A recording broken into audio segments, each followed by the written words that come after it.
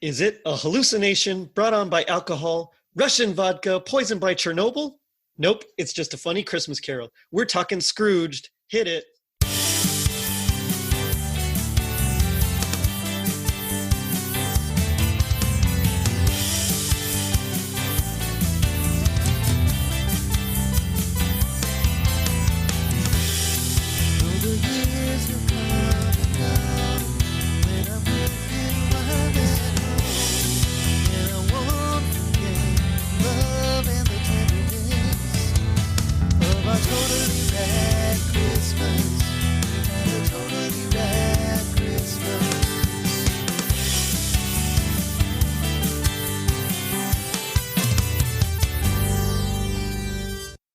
It was 1988. Canada hosted the Winter Olympics for the first time. NASA launched the space shuttle Discovery. Who Framed Roger Rabbit showed us that Bugs Bunny and Mickey Mouse could work together. And Bill Murray returned to film after a 4-year hiatus. I'm your host, Gerry D, with another episode of Totally Rad Christmas, the podcast that talks all things Christmas in the 80s. Toys, movies, specials, music, and fads. If it was gnarly during Christmas in the 80s, we got it covered. Now, joining me are two very special guests. You'll know them from the Christmas Time in the City podcast, Kris and Kris. Kris, how's it going? Hello. Hello, we're doing fine. Yeah, we're doing pretty good, hanging in there. Yeah, this quarantine or shelter in place or lockdown or whatever you want to call it, treating you okay? Yeah, we're making the best of it. You know, it's there's only so much you can do in a small New York City apartment, but we're finding all of the things. Yeah, I was quickly deemed non-essential, so I've been home quite often. Yeah. Now yeah. that I understand. Yeah, So I work at a Christmas store, and we close for about 6 weeks. It's like our summer. Mm-hmm. And right when all this started happening was right when we ended. So I've been home this whole time. And of course, my wife's a teacher. So she's been teaching, and I'm the one scrambling after the little ones. So yeah, that's basically our situation. I'm in the other room working and doing the same thing. I teach some classes online and stuff. So I've been working part-time a lot since he's been born, since our kid's been around. And I've been kind of doing Mr. Mom kind of a thing where I hang out during the day. Right on. I'll work like shifts here and there during the week and evenings and stuff. But I teach recreational cooking classes at a culinary school. So cool. There's not a huge demand for that currently. Yeah. Oh man. So the demand is for him at home right now. Yeah, I mean, I'd take an online class for that. That sounds so cool. That's true. Yeah. That might be eventually what's going to happen. Yeah. That's where we're headed. Cooking through Zoom. Yeah, that might be a little more difficult, but I think we could manage it. Yeah. Well, you see, like they have ads for like learn to be like a veterinarian assistant, like at home. Like that also seems suspicious. Yeah. So anything's possible. Yeah, that one. Yeah, see, that one to me seems a little more suspect. Yeah, or pets that are in there. All of their pets just like hiding in the corner, cowering every time they turn the corner. It's not Tuesday or Thursday, is it? Oh man. So tonight we're talking about the 1988 film Scrooged. It was like Bill Murray's big triumphant comeback after he'd been away from movies for 4 years. What are y'all's feelings in general about the movie, and what's your experience with it? I'm a big fan. It's one of my top movies. So there's obviously parts that don't necessarily carry on to modern times, and I don't know, PC wise, but I don't know. I love Scrooge. I like the whole Christmas Carol in general, but Bill Murray on top of that. And it's, I get what they were going for with it. And yeah, I appreciated it. I really like it. I was excited to watch it again, like not around Christmas time right now too. So. This seems like one of those movies that when I watched it 100 years ago, it seemed like a much different movie than I'm watching it now. Like now I can kind of see like there's definitely some like people are at odds. Like it seemed like Bill Murray didn't really. I don't feel like he wanted a bit more of the movie to go a certain direction than the way the studios were leaning. Yeah. But like besides that, I remember seeing it. I don't know if I saw it in the theater. I remember seeing it and thinking, because my dad was a police officer, so I'd seen all the Police Academy movies. Nice. So to see Bobcat Goldthwait in it, and at least in the beginning part where he's like pretty normal before he kind of like snaps, It's like, I totally know who that person is. But it was so weird seeing him like that, right? Because you're used to seeing him like Zed. Yeah. And even before he kind of cracked, you can kind of still hear it in his voice. Yeah. Like, oh, that's totally him. Yeah. This to me is it's one of those that like I have to watch every Christmas. I mean, it's up there, and it's, you're right. It's so funny because Bill Murray and Richard Donner didn't quite get along. I mean, Bill Murray, of course, is notorious for like being difficult to work with, but the writers themselves said Richard Donner didn't really like understand comedy, and he was going for more of like a slapstick kind of thing, while their comedy was more subtle. And they said only about 40% of their script like actually made it into like the final film. And you can kind of tell, there's like certain parts that just have a different vibe than everything else. But I wonder what kind of movie it would have been if it was like 100% what, he would have put on it. Be a very different movie. For real. I mean, and of course, Bill Murray is, again, also notorious for ad-libbing. So, but, you know, when you're Bill Murray, you can do stuff like that. So. Absolutely. Yeah. So this has always been one of my top movies. I didn't see it in the theater, but I know we rented it from not Blockbuster, but it was this little video place called Movieland Video. And it was really cool because they had like they were almost like newspapers, but instead of articles, it was like the latest movie that was coming out. And so I remember specifically seeing this one and opening it up, and there was like, the big skeleton hand and Bill Murray with, and so my dad rented it to kind of watch it first to make sure it was okay. And then after that, we ended up watching it that year. So I didn't see it till 1989, but it's one like, I don't remember a Christmas since then without it, Oh, that's nice. It has a nice sense of nostalgia for you then. It does. Yeah.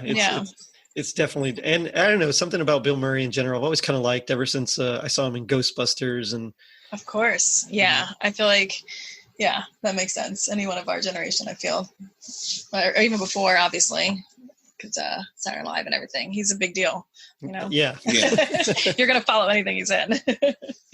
Yeah, for real. But I have to ask, because this is set in New York City. How do y'all as New Yorkers feel about the surroundings and the way they portrayed New York City? Is it because I've never been, so is it kind of accurate? Is it like way off? Is it? I think it's pretty accurate. I think it's pretty accurate too. It's pretty accurate. We're like even picking out like, oh, he probably works close to, Rockefeller Center because he's working with TV and he's across the street from it.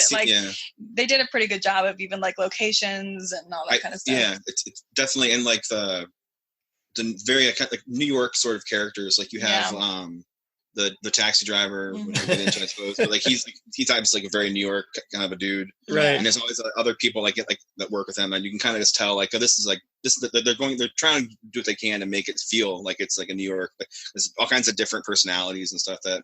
I mean, I'm sure it happens everywhere, but here we're so condensed and together that everyone's kind of like weird personalities shine a little bit brighter. Yeah, I think they did a good job on it for sure. Well, one of my favorite scenes, and we'll get into the plot and everything in a bit, but one of my favorites is when he's walking and like the street musicians, they're like all these famous jazz artists, Miles Davis and David Sanborn and Paul Schaefer, and so I'm like huge into jazz. That's like one of my favorites. And so when I saw Miles Davis, I remember just like geeking out like crazy, like, whoa, it's Miles. And you can tell because he's playing downwards the way he always did, like in his later years. I mean, it's just like classic Miles, So that was always a favorite of mine. Is that typical to see like street performers around Christmas time? Over there, for sure. Yeah. I mean, like it's kind of warped into from being like kind of like fun street performers to people like dressed as like Elmo with like fanny packs, just like collecting money, or just like Batman. And they have ones that's a Statue of Liberty where like the person just wears like this like horribly terrifying mask and they'll just like stand on like a milk crate and people will come up and get a picture and like they'll kind of like whatever, like mumble under their breath, give me $5 or something. And it's like there's that kind of thing. There aren't any like huge like jazz legends playing. I'm aware. I mean, you'll see some good like musical things in the subway stations and stuff.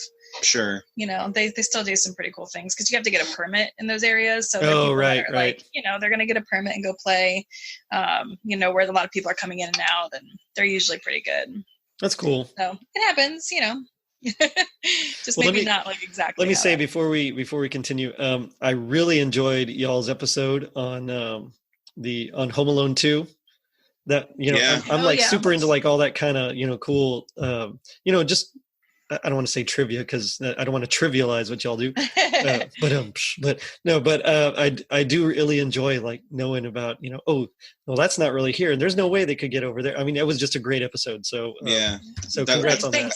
I think it's one of our more popular episodes. Yeah. People tend to bring it up, which is fine. And it's also like when you make these podcasts, you don't necessarily think of it immediately, but like we put like not a lot of effort, but I did a fair amount of math. And it came out at the end, edited to like 8 minutes. And it's just like, man, it felt like I put hours of work into that. And it came into like as nothing. But it makes it very digestible, which is good. So people can hear about it, listen to it. Listen to double speed, we'll finish in 4 minutes. Yeah, it's a quick, nice listen. It's very informative, to the point. But we were kind of doing that when we were watching this, like just looking at different streets and where they're at. And, you know, I got kind of more lost in the storyline because it's really fun. But definitely parts of it when he was outside, we're paying attention of like location wise and what's going on. But like I said, it seemed pretty accurate for why he would be around there, and actually like that's where he would probably be working. Right on. That's cool. So of course, you know, this is a huge movie, and Richard Donner directed, based on the script by the two writers, O'Donoghue and Glazer. But I mean, they have a ton of like big names, you know. It's just like, of course, Bill Murray, and then Karen Allen from, you know, Raiders of the Lost Ark. And we got John Forsythe and Robert Mitchum. And I mean, like all these big, Bob Goldthwait you were talking about, you know, like just all these guys, and then cameos from like a bunch of other guys as well, you know. So you have like Mary Lou Retton, of course, John Houseman, and we mentioned the street performers there, and Lee Majors. And I mean, it just like they pulled out all the stops, you know. It's one of those where they didn't just go for anyone. They really wanted to make sure that like you remembered who was in this movie. Yeah. And I think that's just really cool whenever a studio can do that. I mean, there's something to be said for like hiring, you know, unknowns, but at the same time, when you want a big draw, which they did, the studio of course did, because it was around, you know, Christmas time, then, you know, you kind of have to go for the big names, I think. Yeah. And I think when you're making a Christmas movie, the idea is you want people to keep watching it every year too. Exactly. So like having something like extra special in there for situations like that, like keeping people coming back every year to keep watching it, and buying the DVDs and buying, you know, just kind of keeping it alive. So it makes sense to do that. Good idea on their part. Yeah, exactly. So of course this starts off with the night the reindeer died. It's so good. It is so good. Yeah. I mean, it's just like they threw like every kind of parody thing they could think of in this beginning. You know, it was of course, you know, the terrorists that stormed Santa's workshop, and then, you know, Robert Goulet's, you know, Cajun Christmas, and you know, the Father Loves Beaver, and like all these fake shows that are just amazing. But I think what I love most about that opening one is you know, just Lee Majors, a $6 million man, coming in with his, you know, his big old machine gun, and I mean, it's so ridiculous and over the top. But it also, now thinking back now, because even though this movie came out afterwards, it kind of reminds me of the Santa Claus. You know, when they're trying to sell like that tank, that Panzer. Right. You know, so I don't know what it is, but there's something about that juxtaposition of like Santa and like, you know, military, and that's just. I guess like violence of some sort. Well, violence, yeah, exactly. It's just funny, you know, and that maybe even goes back to like Santa Claus conquers the Martians or something. But, so I always love that. And there's this one elf that always sticks out to me because she's kind of like a punk, you know, like almost. Yeah, like I noticed her too. It was very subtle. Yeah, but like, so I think she had like a collar on, maybe, or something. Yeah. She has a dog collar. Yeah, it's like so out of place. The extended Donner cut for this movie, at least, would have a lot more dialogue with her. Man, now I want the Donner cut for this movie. Yeah. It's actually weird because Lois Lane shoots her in this movie as well. Oh man, yeah, such a. I do love that Donner cut of Superman too, but anyway.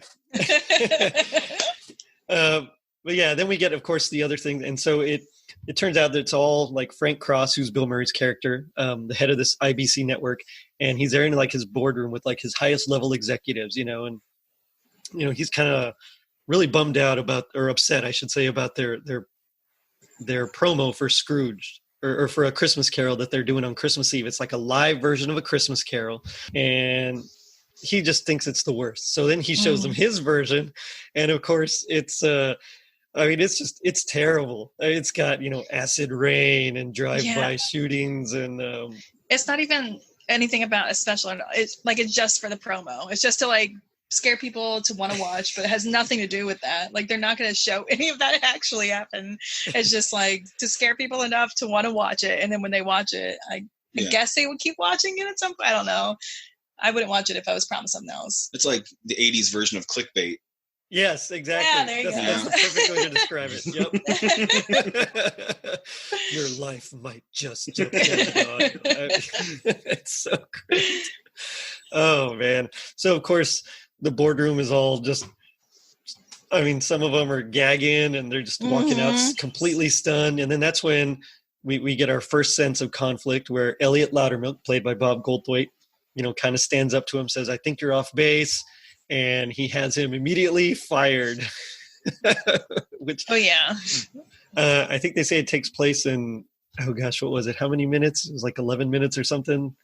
Anyway. I think it was, I can't remember. Was it 4 minutes? I don't know why the number 4 just popped in my head. I don't remember. But yeah, he had like a set time where he had to be out by, or he had to call him by or something like that so he can get him out of the building.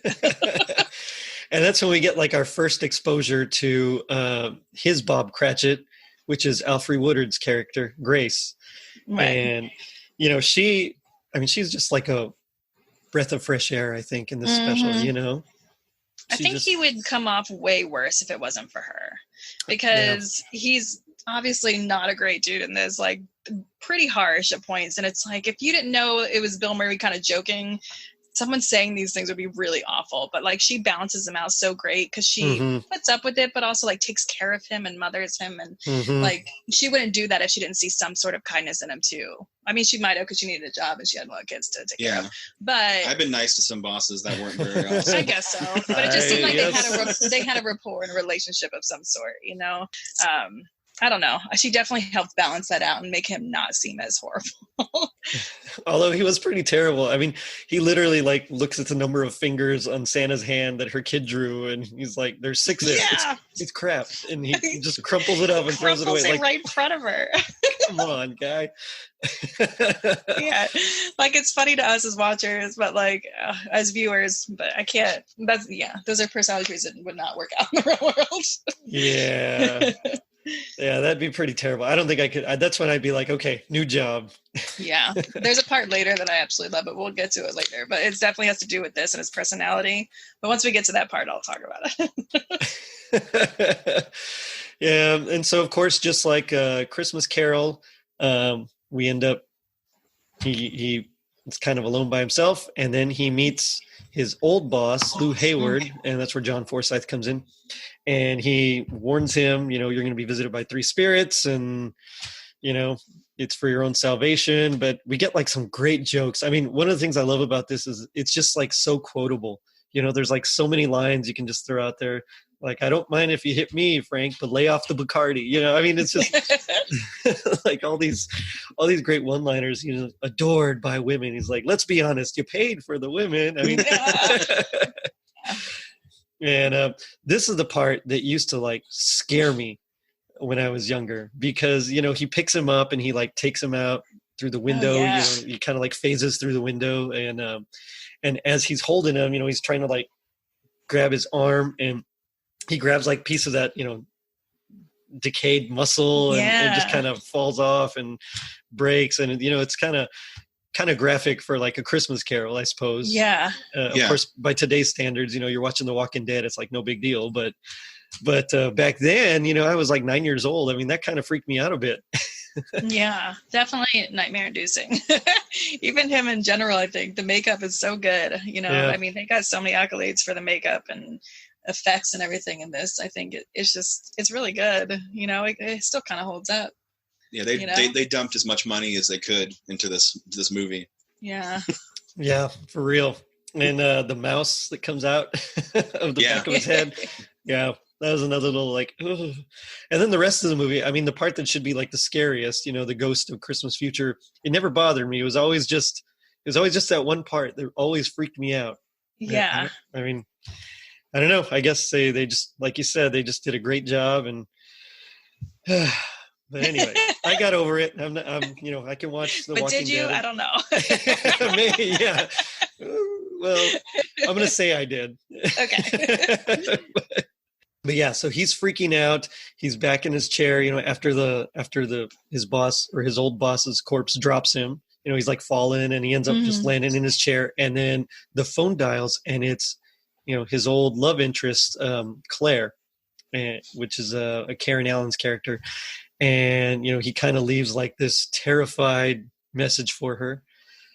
And then we cut. That's, it's like a hard cut. And then we go into the very next day, And one thing that I always laughed at is when he's talking to his boss, and his boss is Robert Mitchum, and they're, he's like telling him about, dogs and cats and programming in the future for cats, maybe a detective that like dangles a string or something like that, quick movements. And it's so funny because we have a cat that we inherited from my wife's grandma after she passed.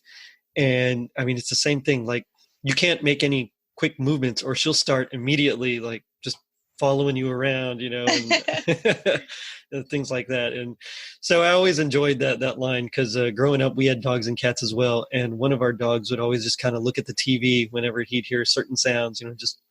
Yeah. Like I mean, they make programs like that now. So it's not a far-fetched thing.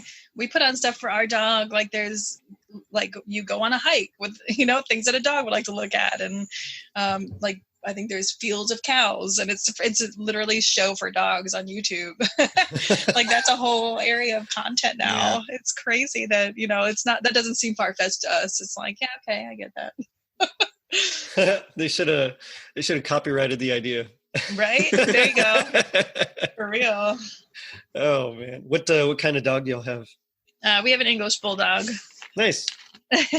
How old? He is 8. He'll be 8 this summer. Okay. Yeah, he's settled into the stereotypes of English bulldogs. Yeah. He's incredibly stubborn. That's basically it. Yeah. He right sleeps on. a lot. Yeah, right now we just have Susie Q, our cat. But growing up, we had, of course, being a Hispanic family, we had a Chihuahua. You have to have a Chihuahua. So yes. And it was we got him right after Oliver and Company, so we named him Tito. Oh. And there's pictures of us, like, because I have 2 younger brothers, and us all wearing red shirts, and each one of us taking turns holding Tito, who's got his little red sweater on. I mean, it's adorable, but I remember it was a pain at the time. Yeah. Yeah, dogs are pretty, they're a lot of work, but I've had dogs my whole life. Like, I've never been without a dog, so nice. It doesn't feel right to not have one. I am definitely more of a dog person than I am a cat person. So it's been that's why you said you inherited the cat. It wasn't like, oh, I fucking love my cat. It's the least loving way of saying that you received a cat. Yeah, exactly. Exactly. Yes, exactly. And the only reason we got it is because we were the only ones in the family that weren't allergic. So man. So yeah, I don't want to say we were bequeathed a cat, but yeah. I gotcha. Essentially, yeah, that's kind of what happened. They're like, here, you take it. But anyway, so the next day, Claire actually comes to visit him, and he's waiting to go to lunch and all this stuff, and he ends up kind of brushing her off, and he goes to have lunch with his boss, Rhinelander, but also like an LA sleazeball kind of executive guy, Bryce Cummings, played by John Glover. And it's there you can already tell something crazy is going to happen now because he starts hallucinating the eyeball in the in the glass. And then I love this whole scene so much. He does such a good job. He really does. And his scream, it's one of those like when you're listening to like Prince, no one can scream like in music like Prince, but I think no one can scream like when you're in acting the way Bill Murray screams. There's just something about it. It's kind of high pitched and I mean, of course, most screams are high pitched, but it's kind of breathy. But at the same time, it's there's just like that real tension that you just feel here. He's right. really terrified, But it's funny because of the way he screams. I don't know. It's just it always made me laugh. And then he makes that face where it's just he looks like he's about to throw up and he's disgusted and. Oh man, it's great. It goes on for so long too, where they say they're worried about him later on, but like I feel like someone would definitely be like, "Sir, you have to stop!" Like, he starts to go crazy. He does, yeah. And he gets up and he throws the water on the waiter that he thought was on fire. Yeah, and then trips going out the door. And that was real. He really did slip. It was so good. Oh man, it's so crazy that it's funny how a lot of those movies like they'll keep those kind of takes in. Like when Ian McKellen bumped his head in Lord of the Rings, and right. And stuff like that. And it's just like the best. I mean, it's just the best takes. You got to keep it in. And so it's a part of them being the most human, because they're themselves for like a second, and then it's nice to kind of bring that element in. Yeah, exactly. And of course, the throwing when he says the Richard Pryor joke, that's in reference to his incident there. But, but anyway, so he leaves the building, and that's when we're greeted by the first ghost, probably the most New York of the stereotypes, like you were saying, the cab driver, and he's played by David Johansen from the New York Dolls, who of course later had the glam rock, and of course later he became Buster Poindexter for that album or a couple of albums. It was like his character. But I've always loved David Johansen. Did you ever see that movie Let It Ride? It's with Richard Dreyfuss. It's about horse racing.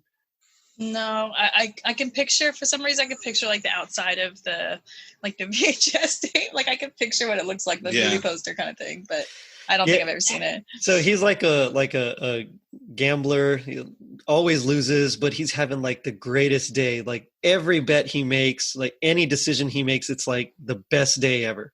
And of course Terry Garr comes out and Jennifer Tilly, but David Johansen is like his friend, who's also like a sad sack kind of guy. And so that was like my first exposure to him. But when I saw him in this, I remember being so pumped because he's got that real gravelly voice, that just, I mean, something about it. It's just, it always draws you in, but at the same time, it like grates on you, but like you just can't stop listening. You know what I mean? Yeah. Yeah. He plays that character perfectly. He's really good. Yeah. Yeah. So he takes him to his past. Of course, we get the obligatory Ghost of Christmas Past sequence. We visit his parents and another cameo by a Murray brother. That's his brother Brian Doyle playing his dad, who he's 4 years old. His dad gives him some meat instead of the choo-choo train that he wanted, and Niagara Falls. So, oh man, it's so great. And then they cut to the Fezziwig type scene where he's at the party, and on Christmas Eve, and Lew Hayward is like, hey, there's a party going on. Haven't you noticed? And it's like that whole, I mean, it's great the way that they incorporated it. And it's there that, leaving that party, that he meets Claire. And so it's very similar in the original story, of course, or at least in most adaptations, I should say. He meets Claire at the party in this case, or Claire. He meets his love at the Clara. God, I don't know what I'm saying.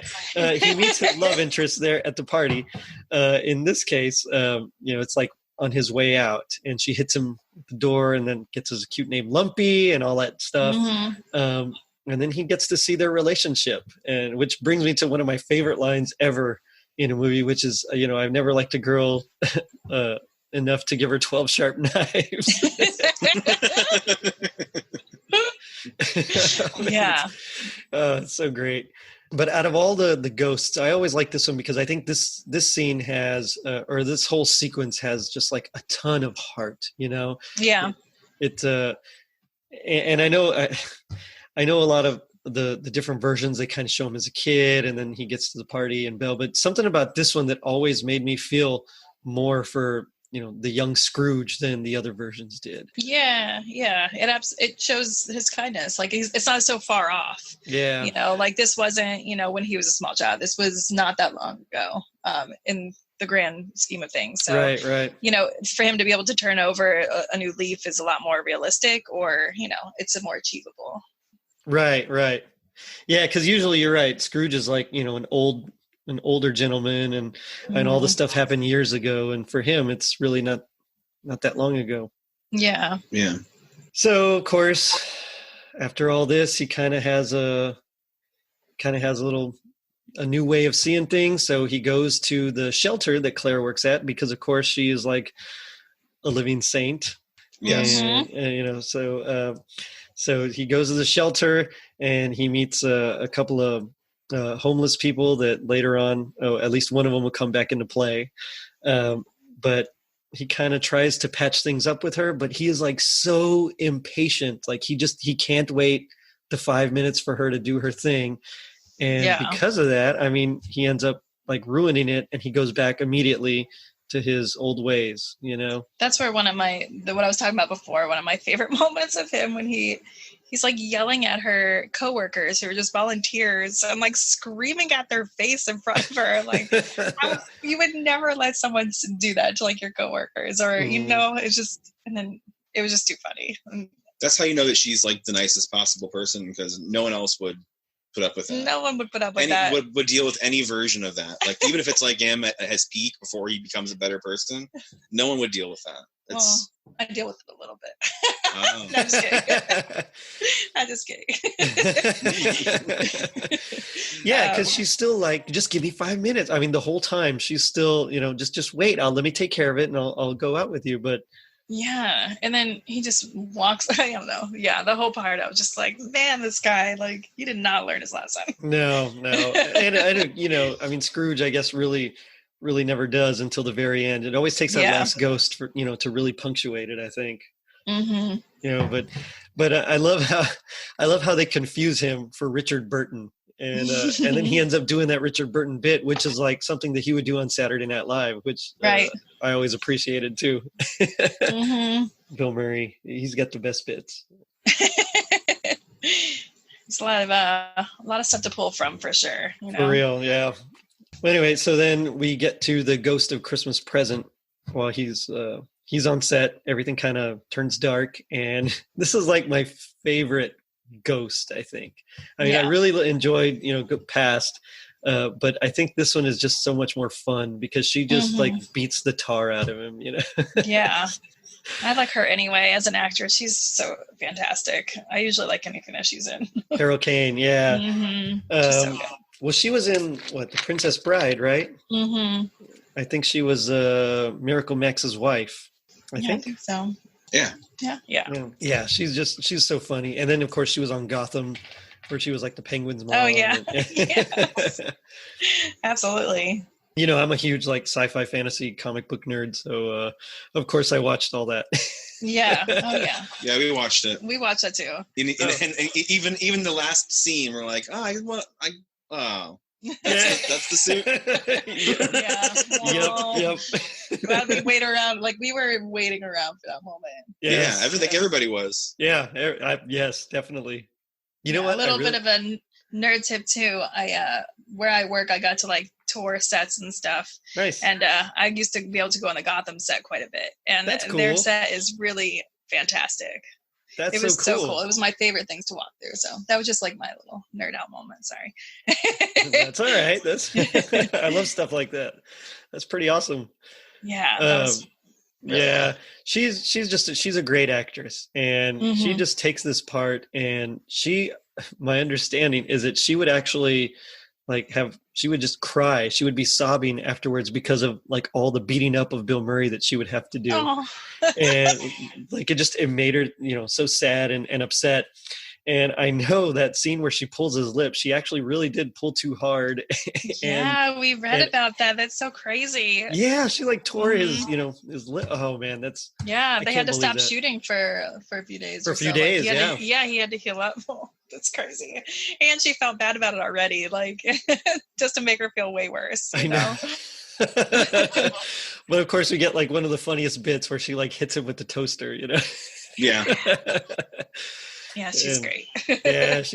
So of course she takes him to see his brother, and we get that whole thing where he wanted to send his brother a towel for Christmas, because he was like, earlier in the movie, he was going through the list of, obligatory gifts that he had to send. And like all the bigwigs were getting like the VHS recorders, and, which that definitely dates the movie, Yeah. Yeah.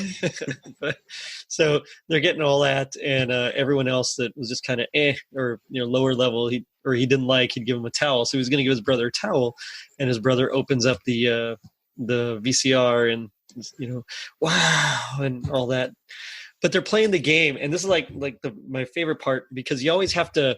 I mean, every Christmas Carol has like the game where Scrooge is watching, and it could be like, I think in Muppet Christmas Carol it was like 20 questions or something like that, and in the different versions they play all the different games, and so in this one I like that they're playing like a Trivial Pursuit type game, and then they ask about the SS Minnow, which is like his whole life, as we saw from Past. He was like a big TV guy.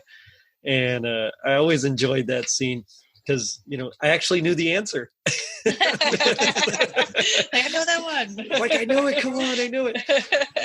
Of course, I couldn't play. But and then from there, he goes to see his secretary, Grace, and he sees the young son. It's Calvin. And he sees Calvin, he doesn't talk, and we get another one of like the great lines, like, I didn't know her husband died. And she's like, yeah, don't you remember that year where she only wore black? He's like, I remember her wearing black, but I thought it was a fashion thing. You get like these killer lines. Oh man, these bits are so great. And they have like one of the cutest Christmas trees ever, where they like decorate Calvin and all that stuff. Oh yeah, poor Calvin. I know. Poor Calvin. He's so cute. He was like an adorable little boy. Oh man. Mm-hmm. I like to think my son's adorable, but I hope he's as adorable. I hope other people think he's as adorable as Calvin. Oh man, I shouldn't say that. I'm sorry. That's bad. Well, you just never know. I think the same things all the time. Like, is he actually this cute, or is it just because we're his parents? Like, who's going to tell us for real? Yeah, exactly. So then the very last place that she takes him to is like, I don't know what, like a utility space or something underneath, like one of those grates. And, like the underground. Yeah, a tunnel, or I mean, I don't exactly know what it is. But he sees Herman, the one of the homeless people from the shelter there, and he's frozen to death. And of course, he feels a little bit of remorse for not giving him the $2 or whatever it was that he asked for. And so he's trying to break out, and he breaks through the set, and we're back in the present again. And now at this point, that New York slimeball guy, Bryce Cummings, is directing. He took over Frank's duties, and Frank, of course, is very upset about that. And anyway, he kind of freaks out a little bit, runs into the fake. That's when we run into the fake Ghost of Christmas Present.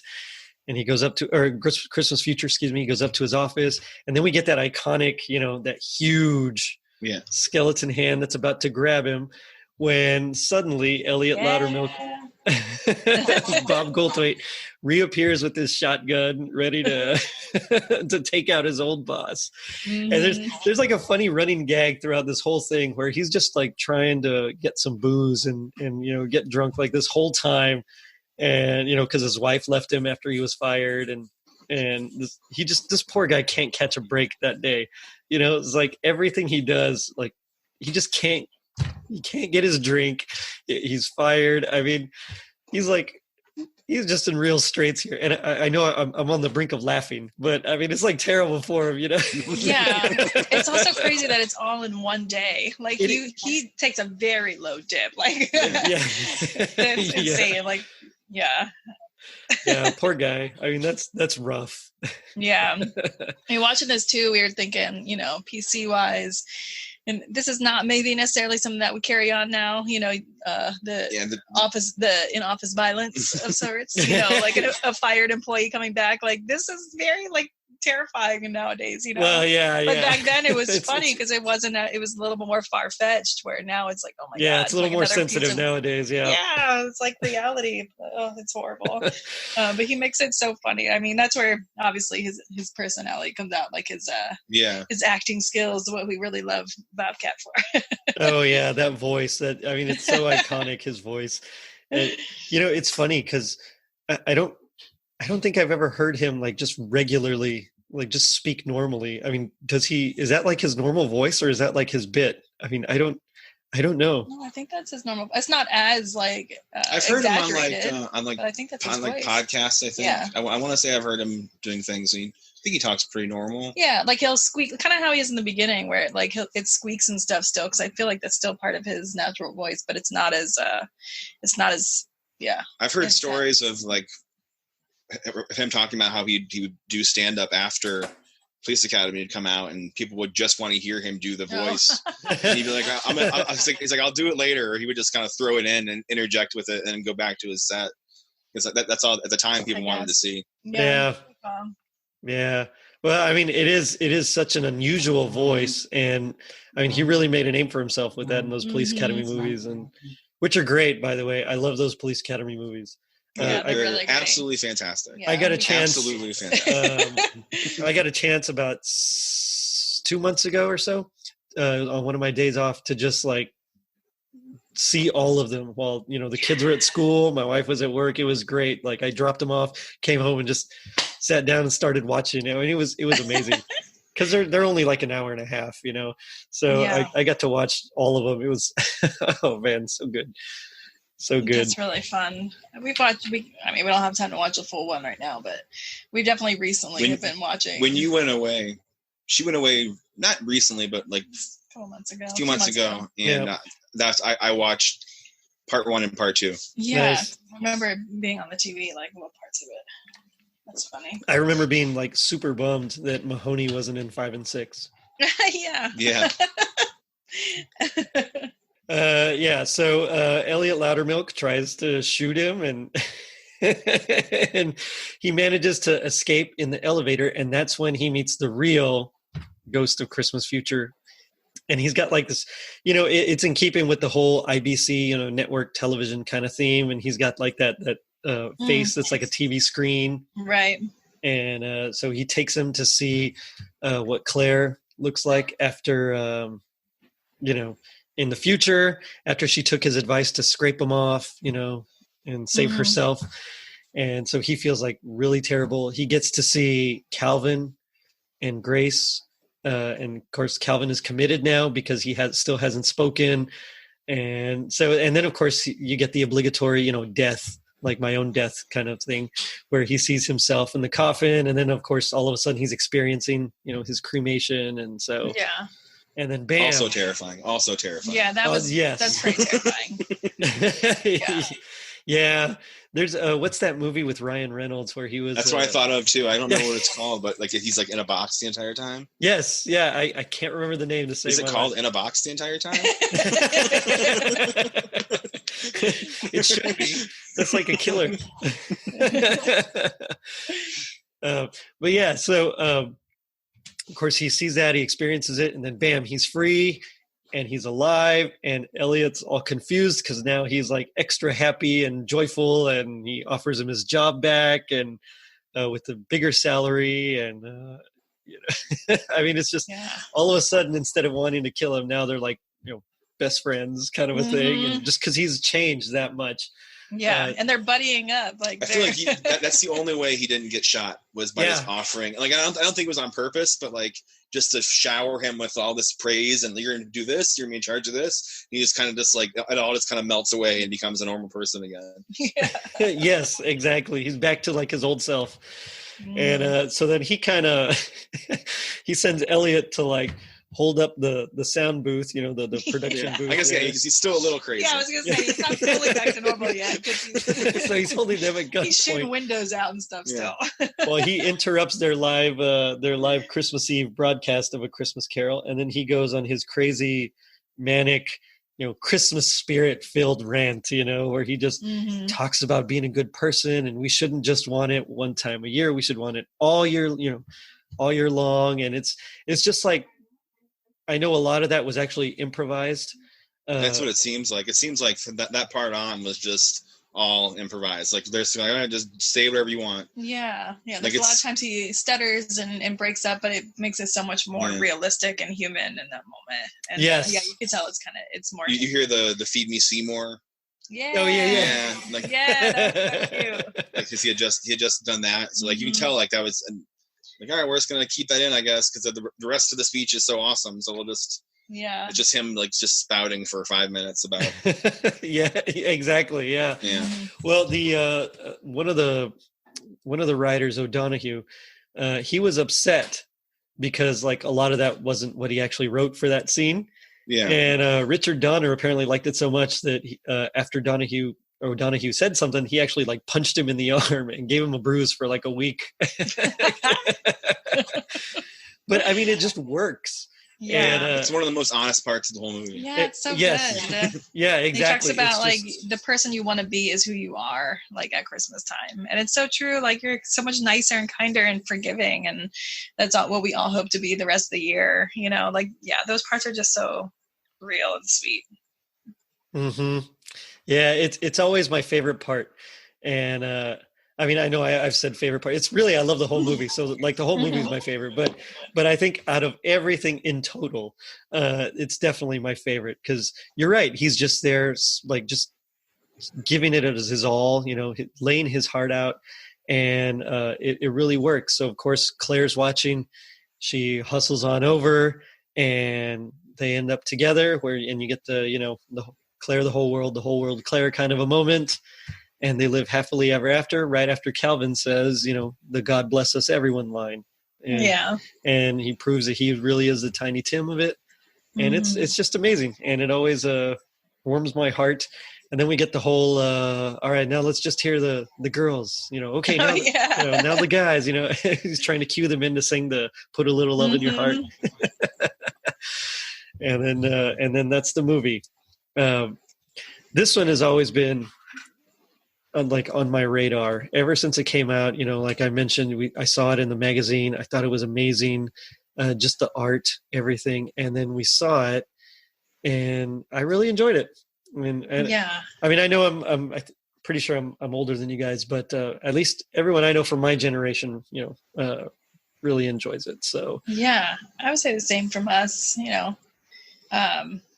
I don't remember. I have too many memories of it from when I was a lot younger. I don't feel like this is something my mom would care to watch. It's a little bit more, I feel like, I don't know, she might have, but not as much. But yeah, this is definitely when I got old enough to want to watch my own stuff. Since then, again, like every year, you got to watch it. Nice. That's my Christmas Carol of choice. It's definitely on the top of my list as well. That's your Christmas Carol of choice. Yeah. Wow. High praise. Yeah. It is. It's so different. And it's also Bill Murray. Like, I don't know. It's something I could watch over and over again. I get it. Yeah. For me, it's always it's hard to choose, but it's either this one or the Muppet Christmas Carol. Yeah, that one is pretty spectacular. But I feel like I've watched this one over and over again a lot more than I've watched the other one. So that says something, That's true. Yeah, the downside is my wife doesn't really like this one, so I always have to watch it like by myself. So the moment during Christmas time, like, oh, I finally get a moment to myself. That's what I'm doing. Yeah, exactly. And of course, I work at a Christmas store, so I don't get very many moments to myself during Christmas time. Oh yeah. So I usually have to end up watching it like outside the Christmas season. Or just have it play, and you work in a Christmas store. There you go. Put it up on the TV and just have it play at work. I wish I could. The theme. Yeah, that's above my pay grade. I can't do that, unfortunately. It's all about marketing the Christmas. Come on, big business. Let's do it. You know what? I'm going to pitch that and see if it sticks. Lit employees watch movies at work. Hey, it's research, Forget about selling. Yeah, I don't need to sell anything. Oh man. Final thoughts on the special, or excuse me, on this movie in general. What do y'all think? I like it. Absolutely. I mean, it's definitely, it's in rotation for sure. There's only I would say there's maybe 5 or 6 movies that we watch every single Christmas season. And this is definitely one of them.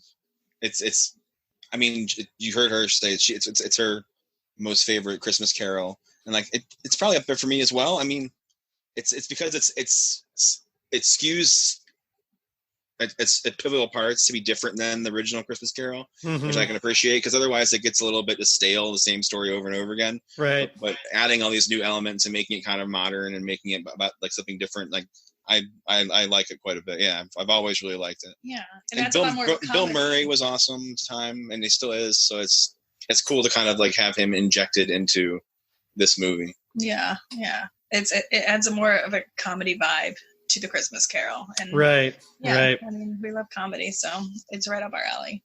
Nice. It's funny because when he first got the script, he was retired from not retired, but he had kind of withdrawn from acting for about 2 years, and he got the script and he thought, oh, no, maybe not yet. And then he started looking at other things and he never liked any of them. So he eventually went back to this one. And so this was his big kind of comeback, and it got crazy mixed reviews. I mean, it's only I think at 70% on Rotten Tomatoes, and I mean, it's pretty low even on Metacritic and all those, which it makes sense because you look at it and it's tonally, it's kind of a mess. It shifts so much throughout the whole movie, but there is a charm to it that I think is there, and I think that's what keeps at least me coming back. Yeah, absolutely. So, okay, I have to ask, what is your happiest memory about Scrooged, if you can recall it? And if not, any memory is due. That's a good question.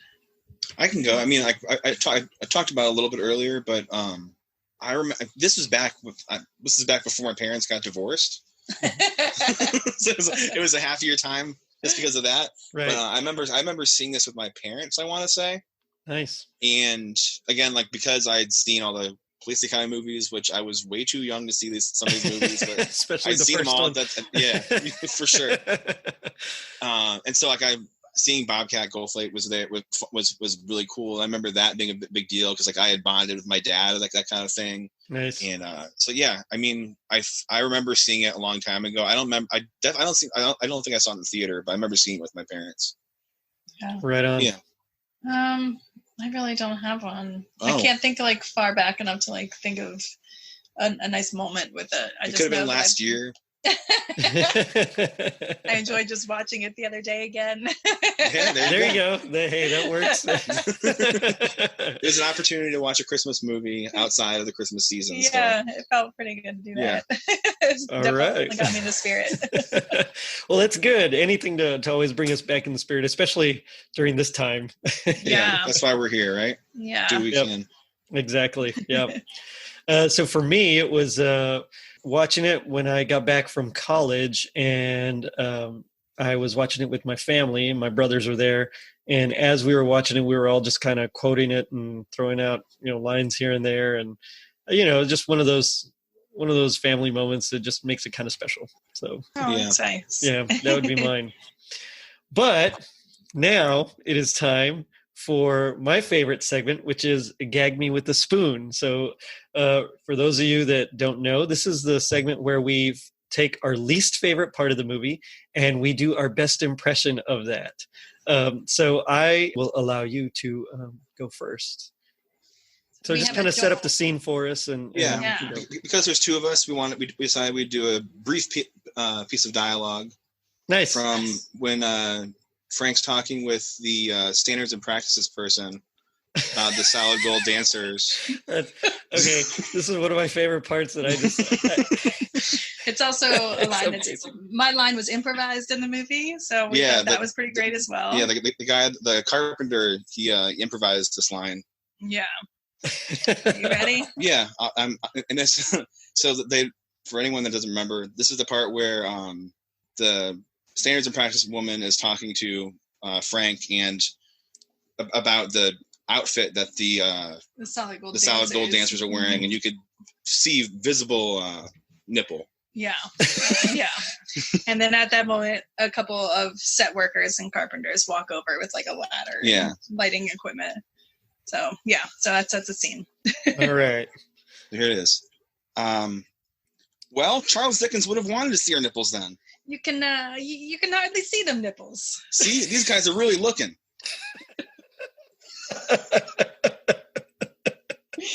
And there we go. Man. There it is. And a scene. Oh man, that was great. So good. So for mine, I mean, it was like ridiculously hard to pick a spot. So I decided to go with Herman, who's one of the three people that Frank runs into at the shelter, and it's right after he's done his impression. No, it's right after that. They keep calling him Dick, and he says, why, something like, why do you keep calling me Dick? And so Herman says, I'm sorry, Mr. Burton. I guess we don't know you well enough yet to call you Dick.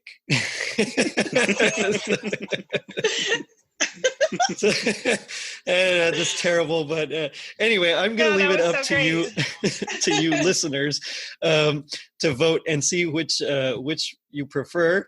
Is it Kris and Kris as Frank and the worker, or is it me as Herman? Of course, the winner will get a sticker unless I win, which I get a big fat nothing. And but if you even if you don't vote for me, if you write in the comments my name, I will go ahead and send you a little something too, listeners. So anyway, feel free to vote. And I have a feeling that I'm going to lose bad because that's been the trend. Everyone and I'm okay with that. Nice. Oh man. So before we go, G.I. Joe, they taught us that knowing is half the battle. What do you guys think is the other half? I think that. I think as it kind of relates to this movie, because like I would assume in general, like G.I. Joe is talking about like implementing what you've learned, but maybe in this one it could be more specifically like about like becoming a better person based on the things that you've done in your past and like the things that are projected for you on your current course. So I mean, using the who you are, who you were, to kind of maybe correct yourself to kind of be a better person if possible. Nice. Very poignant. Yeah. I'll just Sorry, I blacked out. What'd you say? I don't know where that came from. I just said it. Yeah, I can't top that. So. Okay. So your answer is ditto. Okay. Yeah, there you go. Well, so it's better than mine. Mine is so if knowing is half the battle, the other half is if you're going to have a crazy Christmas spirit-filled rant about goodness on Christmas Eve, make sure you capture it on camera. Yeah. Yeah. That's true. That's really good. So, welcome back to Chatting with the Littles. I'm here with little number 2 and little number 3 who's running around. So, little number 2, how are you doing today? Good. You're doing good? Oh, I like to hear that. Do you remember A Christmas Carol? Yes. You do? Which one's your favorite? The Mickey one. Oh, the Mickey one? Yeah. Oh, I see. Well, that's very nice. And what do you think? If you saw some ghosts and you were being bad, do you think you'd be good then? Yeah. Yeah? What's your favorite part? My favorite part was when Mickey I don't know. That's okay. You don't have to know. We don't have to always have our favorites nice and ready. Well, thank you. That's been another episode of Chatting with the Littles. This is little number 2, my 3-year-old son. And we'll get back to our regularly scheduled program. Oh, man. Kris and Kris, it's been fun talking with y'all. What do y'all want to plug? we have a podcast called Christmas Time in the City. Episodes come out at this point monthly. We're going to try to do that. And as the season approaches, we'll have more episodes. But we cover basically the holidays in New York City and the general area around there. So, we're almost up at our year now of doing the podcast. It's been all kinds of fun. So feel free to find us on Facebook and Instagram. Yeah, we're Christmas Time in the City podcast on Instagram and Facebook. And you can find the podcasts wherever you find podcasts. Yeah. All of those it's there. Things. Yeah, just search for Christmas Time in the City podcast. And then we're also on Twitter. But we're not really on Twitter. But if you find us there, you have to message us. But mostly Instagram and Facebook, you can find us. Right on. Yeah. And you guys should definitely check it out. It's great. I've learned so much just from listening to them, and it's a good time. They have nice soothing voices, and it's amazing. So definitely check them out. So with that, I'm going to say thank you for coming on again. Thanks for having us. I really enjoyed it. And I'm going to sign off saying, there are people who are having trouble making their miracle happen. There are people who don't have enough to eat. There are people who are cold. You can go out and say hello to these people. You can take an old blanket out of the closet and go to them and say, here. You can make them a sandwich and say, oh, by the way, here. And while you're doing all that, check us out on our social media pages, Facebook, Twitter, Instagram. And if you are so inclined, leave us a review and get your name entered into our first rad contest for a chance to win some cool swag from the Christmas store where I work. Don't forget to vote, guys. Later, dudes. What do you want to say? I think today's challenge should be... Should be what? Say, I don't know. Didn't you tell me you wanted to print out something? I want you to print out a Mickey Mouse Christmas Carol paper. That's a good challenge. So print out a Mickey's Christmas Carol paper and color it? Yes. Okay. Well, you heard it, folks. That's your challenge. Later, dude.